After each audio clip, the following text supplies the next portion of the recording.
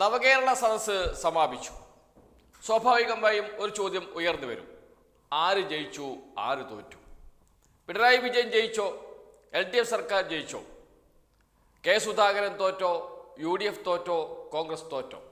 ആർക്കാണ് രാഷ്ട്രീയ നേട്ടമുണ്ടായത്? ഇതിനുള്ള ഉത്തരം രണ്ടുപേരും പറയും, രണ്ടുപേരും അവകാശവാദം ഉന്നയിക്കും. എന്നാൽ ഒരു കാര്യം ഉറപ്പിച്ച് പറയാൻ കഴിയും. നവകേരള സദസ്സ് ആരംഭിച്ചത് മുതൽ ഇന്നേ വരെ കേരളത്തിൽ ഏറ്റവും കൂടുതൽ ചർച്ച ചെയ്യപ്പെട്ട വിഷയം നവകേരള സദസ്സുമായി ബന്ധപ്പെട്ട കാര്യങ്ങൾ തന്നെയാണ്. നവകേരള സദസ്സിൻ്റെ ഏറ്റവും ഗുണപരമായ വശം എന്നത് കേരളം കണ്ട ഏറ്റവും വലിയ PR എക്സൈസ് ആയിരുന്നു അത് എന്നതാണ്. എത്ര വലിയ PR ഏജൻസി വന്നാലും ഇത്രയും ആളുടെ മനസ്സിലേക്ക് ഇത് എത്തിക്കാൻ കഴിയില്ല. നമ്മുടെ സുനിൽ കനോഗുരു വന്ന് KPCCയെ തന്നെ മാറ്റി കളയും, അടുത്ത തവണ അധികാരത്തിൽ കൊണ്ടുവരും എന്നൊക്കെയാണല്ലോ. സുനിൽ കനോഗുരു KPCCയുടെ ഓഫീസിൽ വന്ന് അവരുടെ നിർവാഹക സമിതി യോഗത്തിൽ വന്ന് എന്താണ് കേരളത്തിൽ ചെയ്യേണ്ടത് എന്ന് പറഞ്ഞു കൊടുത്ത് പഠിപ്പിച്ച് സ്റ്റഡി ക്ലാസ് എടുത്ത് വിട്ടതാണ്. എന്നിട്ടോ എല്ലാം തകർന്നു വീഴുന്നു പിണറായി വിജയൻ എന്ന ഒറ്റ നേതാവിന് മുന്നിൽ, അദ്ദേഹത്തിൻ്റെ തലയിൽ ഉദിച്ച ഈ ആശയത്തിന് മുന്നിൽ. ഒരു ദിവസം ഒരു മണ്ഡലത്തിൽ ഏറ്റവും ചുരുങ്ങിയത് 10,000 പേർ, അത് ആർക്കും സംശയമുണ്ടാകില്ല അക്കാര്യത്തിൽ. അങ്ങനെ വന്നാൽ തന്നെ ഈ 140 മണ്ഡലങ്ങളിലൂടെ കടന്നുപോയ ജാഥ, ഈ നവകേരള സദസ്സ് 14 ലക്ഷത്തോളം പേരുമായി നേരിട്ട് സംവദിച്ചിട്ടുണ്ട്, നേരിട്ട് സംസാരിച്ചിട്ടുണ്ട്. അതിനപ്പുറത്തേക്ക് കേരളത്തിലെ 3.5 കോടി ജനങ്ങളിൽ ഏറ്റവും ചുരുങ്ങിയത് 2.5 കോടി ജനങ്ങളെങ്കിലും നവകേരള സദസ്സ് എന്ന് കേട്ടിരിക്കും, സംസാരിച്ചിരിക്കും എന്ന കാര്യത്തിൽ ആർക്കും സംശയമുണ്ടാകില്ല. അതിനുത്തരവാദി ആരാണ്? അതിനുത്തരവാദി UDF തന്നെയാണ്. നവകേരള സദസ്സ് അതിൻ്റെ വഴിക്ക് അങ്ങ് പോകുമായിരുന്നു. അത് ബഹിഷ്കരിച്ചു, അതിനുശേഷം കരിങ്കൊടി പ്രകടനം നടത്തി, അത് സംഘർഷത്തിലേക്ക് നീങ്ങി. ഇതൊക്കെ എല്ലാ ദിവസവും നവകേരള സദസ്സ് കേരളത്തിലെ മാധ്യമങ്ങൾ ചർച്ച ചെയ്യാൻ നിർബന്ധിതരായി. ഒരു ജില്ലയിലെത്തുമ്പോൾ ആ ജില്ലയിലെ വാർത്താ മാധ്യമങ്ങൾക്ക് നിർബന്ധമായും വാർത്ത കൊടുക്കേണ്ടി വരുന്നു, ഫോട്ടോ അടക്കം കൊടുക്കേണ്ടി വരുന്ന അവസ്ഥ. കാരണം അത്രത്തോളം ആളുകൾ അതിൽ പങ്കെടുക്കുന്നു. അതേസമയം ഈ നവകേരള സദസ്സിനെതിരെ സംഘടിപ്പിച്ച കുറ്റവിചാരണ സദസ്സുണ്ട് 140 മണ്ഡലങ്ങളിലും. നവകേരള സദസ്സിന് ബദലായി UDF, കോൺഗ്രസ് സംഘടിപ്പിച്ച കുറ്റവിചാരണ സദസ്സ് നാം എവിടെയെങ്കിലും കേട്ടിട്ടുണ്ടോ? എവിടെയെങ്കിലും കണ്ടിട്ടുണ്ടോ? യാദൃശികമായി പ്രസ് TVയുടെ വാർത്താ സംഘം സഞ്ചരിച്ചു കൊണ്ടിരിക്കുമ്പോൾ ഒരു സ്ഥലത്ത് പ്രതിപക്ഷ നേതാവ് സംസാരിച്ചു കൊണ്ടിരിക്കുന്നു, VD സതീശൻ സംസാരിച്ചു കൊണ്ടിരിക്കുന്നു.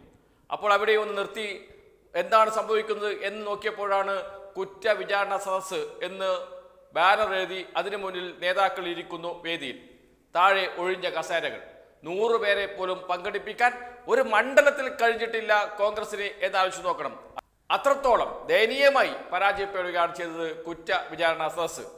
അത്രത്തോളം മാധ്യമങ്ങൾ ഒരു പ്രാധാന്യവും അതിന് നൽകിയില്ല എന്നത് നമുക്കറിയാം. കാരണം അതിന് ജനപങ്കാളിത്തം വളരെ വളരെ ശുഷ്കമായിരുന്നു എന്നതാണ് അതിനുള്ള കാരണം.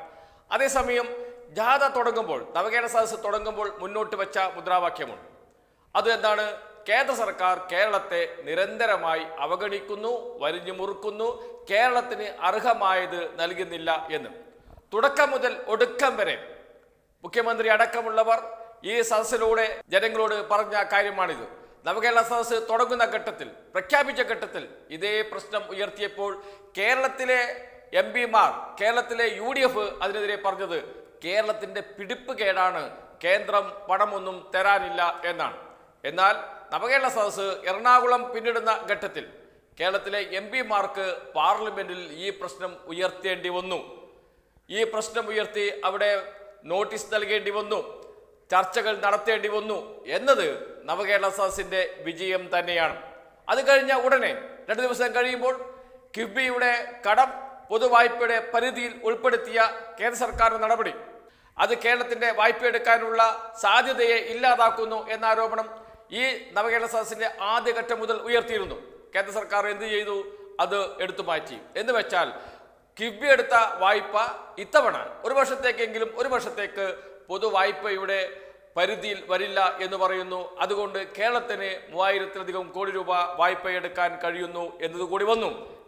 എന്ന് വെച്ചാൽ കേന്ദ്ര സർക്കാർ കേരളത്തോട് അവഗണന കാട്ടുകയായിരുന്നു എന്ന് തെളിയിക്കാൻ നവകേരള സദസ്സിലൂടെ കഴിഞ്ഞു. ഏറ്റവും ഒടുവിൽ തിരുവനന്തപുരം ജില്ലയിലേക്ക് നവകേരള സദസ്സ് വന്ന സാഹചര്യത്തിൽ കേരളത്തിന് ദേശീയമായി തന്നെ എല്ലാ സംസ്ഥാനങ്ങൾക്കും അനുവദിച്ചിട്ടുണ്ട്. അധിക നികുതി വിഹിതം അനുവദിക്കുന്ന അവസ്ഥ പോലും ഉണ്ടായിട്ടുണ്ട്. എന്ന് വെച്ചാൽ കേന്ദ്ര സർക്കാരിൽ സമ്മർദ്ദം ചെലുത്താൻ ജനങ്ങളോട് കാര്യങ്ങൾ പറഞ്ഞ് ജനങ്ങളെ സംഘടിപ്പിച്ച് വന്നപ്പോൾ കേന്ദ്ര സർക്കാരിന് പോലും കേരളത്തോട് മുഖം തിരിച്ച് നിൽക്കാൻ കഴിയാത്ത അവസ്ഥ വന്നു. കേരളത്തിലെ UDF എംപിമാർക്ക് ഈ പ്രശ്നം പാർലമെന്റിൽ ഉയർത്തേണ്ടി വന്നു എന്നത് ജയിച്ചതാരാണ്? പിണറായി വിജയൻ തന്നെയാണ്. തോറ്റതോ കെ സുധാകരനും അതേപോലെ തന്നെ UDF. അത് കഴിഞ്ഞ് രാഷ്ട്രീയമായ വിജയം. തുടക്കം മുതൽ തന്നെ UDFന്റെ നേതാക്കൾ, കോൺഗ്രസിന്റെ നേതാക്കൾ, ലീഗ് നേതാക്കളൊക്കെ നവകേരള സദസ്സിൽ പങ്കെടുത്തുകൊണ്ടിരുന്നു. അതിനുവേണ്ടി പ്രത്യേക കമ്മിറ്റി തന്നെ രൂപീകരിക്കേണ്ടി വന്നു. ആർക്ക്? KPCCക്ക് ഇവരെ പുറത്താക്കുന്നതിന് വേണ്ടി. അത്ര പോലും അവസ്ഥയുണ്ടായിരുന്നു. എന്ന് വെച്ചാൽ UDFിൽ നിന്ന്, കോൺഗ്രസിൽ നിന്ന്, മുസ്ലിം ലീഗിൽ നിന്ന് നേതാക്കൾ അടക്കമുള്ളവർ നവകേരള സദസ്സിൽ പങ്കെടുക്കുന്ന അവസ്ഥയുണ്ടായി. രാഷ്ട്രീയമായി വിജയിച്ചത് ആരാണ് അവിടെ? ഒരു സംശയം വേണ്ട, പിണറായി വിജയൻ തന്നെയാണ്, LDF തന്നെയാണ്. തോറ്റതോ UDF തന്നെയാണ്, കെ സുധാകരനാണ്, VD സതീശനാണ്. ഏറ്റവും ഒടുവിൽ ഈ ജാഥയുടെ സമാപനം, ക്ലൈമാക്സ്. ആ ക്ലൈമാക്സിൽ ഞങ്ങൾ മുഖ്യമന്ത്രിക്ക് മറുപടി നൽകുമെന്ന് ഫേസ്ബുക്കിലൂടെ വെല്ലുവിളിച്ച കെ സുധാകരനെ നാം കണ്ടു. എന്താണ് പരിപാടി? DGP ഓഫീസിലേക്ക് മാർച്ച് നടത്തും. മുഖ്യമന്ത്രിയുടെ ഈ പിണറായി വിജയന്റെ സ്വച്ഛാധിപതിയുടെ എല്ലാ ജൽപ്പനങ്ങൾക്കും അവിടെ മറുപടി പറയും എന്നായിരുന്നു പ്രഖ്യാപനം. അങ്ങനെ ആഘോഷപൂർവ്വം ജാഥ നയിച്ച് കെ സുധാകരനും VD സതീശനും DGP ഓഫീസിന്റെ മുന്നിലെത്തി.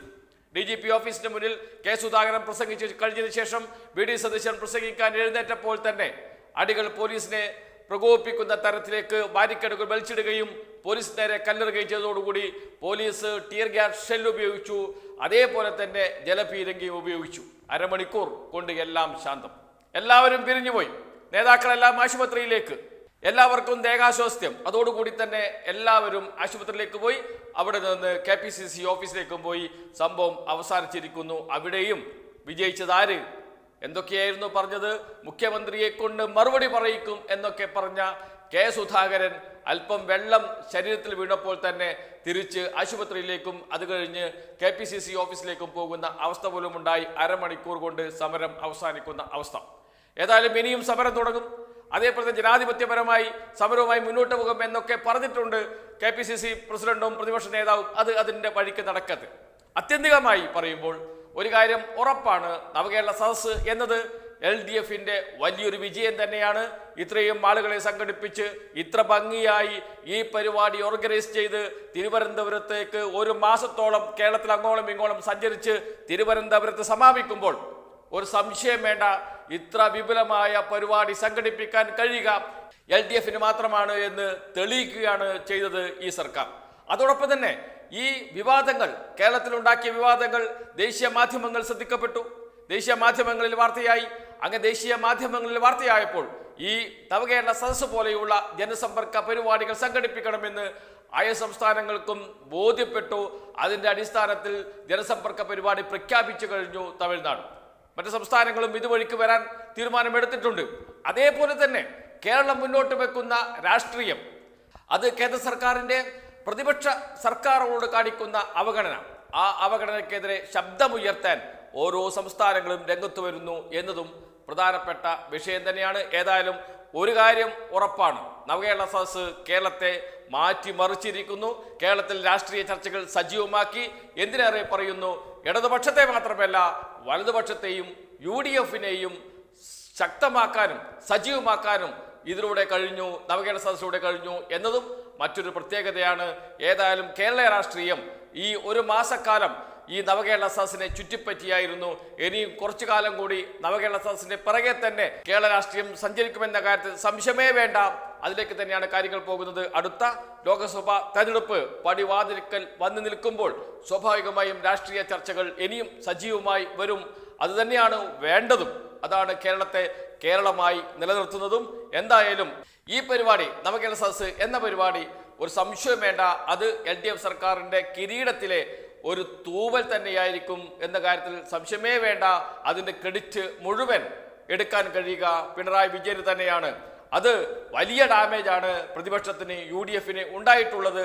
അതുകൊണ്ട് തന്നെ പരാജയം ആർക്കാണ് എന്ന ചോദ്യത്തിന് ഒരു സംശയം വേണ്ട, അത് UDF-നാണ്, അത് കെ സുധാകരനാണ്, അത് VD സതീശനാണ് എന്നതും പ്രധാനപ്പെട്ട വിഷയം തന്നെയാണ്.